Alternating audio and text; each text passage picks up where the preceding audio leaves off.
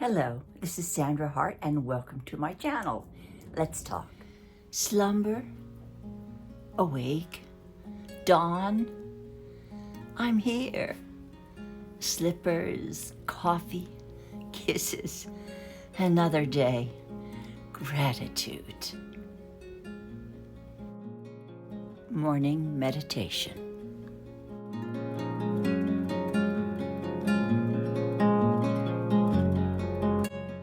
I hope I get through this video in one piece. It is Memorial Day here in the United States, and in Miami Beach we have an air show for Memorial Day.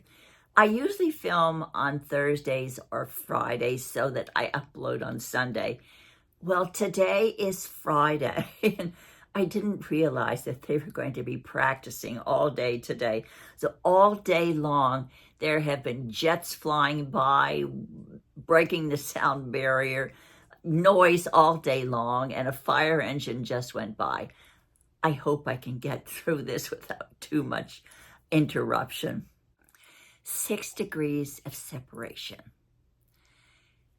That is when, or the premise that most of us, if we meet someone and we start talking with them, even though we've never seen them before in our lives, somehow there may be some type of connection with that person that you have never ever met, didn't really know, or haven't seen before.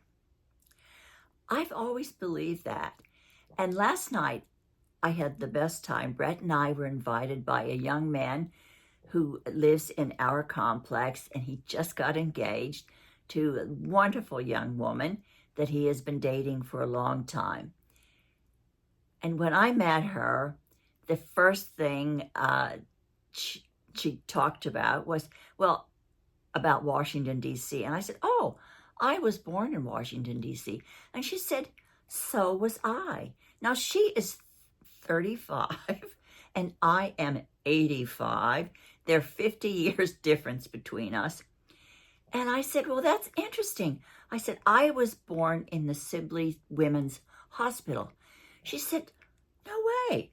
So was I. And I said, yes, I love the Washington, D.C. area.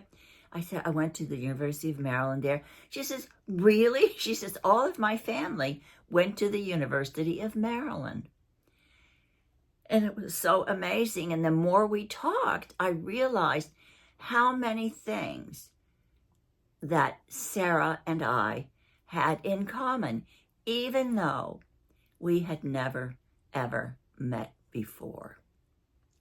This has happened to me so very often.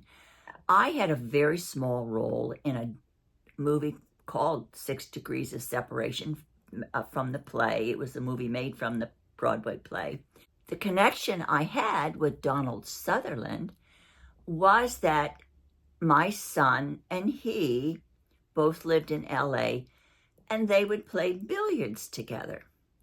So I also had a connection in 6 Degrees of Separation with Donald Sutherland, even though he's a big movie star and I'm just like a nothing. And but our sons made that connection. So through our sons, we were actually connected. I think it is so fascinating because this is not the first time that this has ever happened to me. And I'm just wondering, I'm going to ask you, have you ever met someone, a complete stranger, and found out that in some weird way, you have a connection with them? I really would like to know, because this has happened, as I said before, to me so many times that I believe that all of us somehow, even when we meet remote strangers, have something in common, more than not. And it's very bizarre, but I do believe, and I'd like to hear from you if that has happened to you. It's just, I don't know, boggles my mind how the universe works and how amazing it really is. I was asked the other day also about regrets. Someone asked me the other day, oh, you're 85. Do you have regrets? And you're talking about, no regrets, you don't believe in. And I said, no, I really have no regrets because I live for today. Regrets are yesterday, and I really can't dwell on them. And all the decisions that I made in my life, and I want you to think about your life, all the decisions that you made in your life, if you made them with your instinct and you felt that they were right and you made them directly from your heart, they were not mistakes. They may have led you into a different path, but you cannot say that they were mistakes. And what I would say to my younger self, regrets are not what you have done in your life. Regrets are not the choices that you make in your life. But regrets are the things that you didn't do in your life. If you are young and you still have a lot of life to live and a lot of choices to make in your life, try to live your life working on your goals and things that you see for yourself and you want to achieve for yourself in your life. And I think that's the best advice that I could ever give to my younger self. But right now, I really have no regrets because every decision that I have made in my life, and I'm sure you agree, every decision that you have made in your life, whether it caused angst for a while or whatever it was, but those decisions have made and taken you on the journey where you are right now. No regrets, please. Really, no regrets. Something else that was on my mind because I've been asked so often about diets, and they were saying, oh, you look so thin, you look like you've lost weight. But basically, I have to tell you, we genetically usually age the way our aunts, our mothers, our fathers age. I am aging exactly the way my mother did. My mother was never skinny, skinny, skinny, but she always had a nice figure, but she was never really overweight. I am aging just like she is. I am getting thin, and I try to eat so much. I'm trying to pump up and exercise and do everything I can because I don't want to lose weight. But I am aging the way my mother did. She was always very trim and slim. So that is the way I am aging. I have a daughter that's 6 feet tall in Lexington, and she is also very slender.